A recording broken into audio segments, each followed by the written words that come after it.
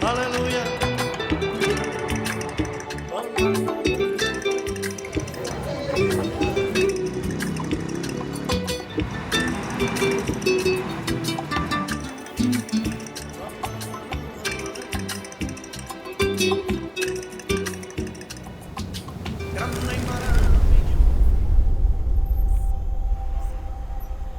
Man, if you would have told me a few years ago that I'd be landing in a whole different country, somewhere I've never been or even thought about, I probably would have laughed.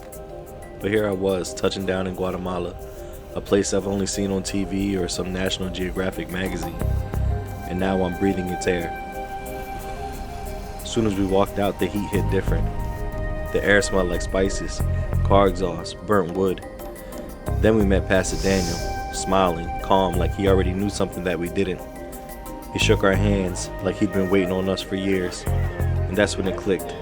This wasn't just a trip, this was an assignment. Man, the city was alive, loud, chaotic, beautiful.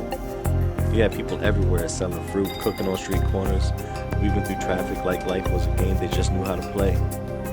Colors so bright they didn't even seem real, but at the same time, you could feel it. The spiritual tension, like we were guests here, and not everybody was happy about it. Gotta stay sharp, gotta move smart for my wife. Then just like that, we left all that noise behind. The city faded in the rear view and we started climbing. Roads twisting, the air is getting thinner. At every turn we took, I was gripping my seat a little bit tighter. In those valleys, man, it was deep. Ain't gonna lie, my fear of heights had me rethinking my whole life.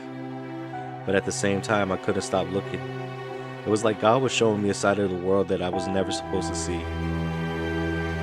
As the sun set, I sat back and I took it all in. We were on our way up to the mountains to see what ministry was really like, where there wasn't mega churches or fancy lights, no big budgets, just people, faith, and a God who moves in ways we can't even imagine. I didn't know what was up there waiting for us, but I knew one thing. This was about to change everything for us.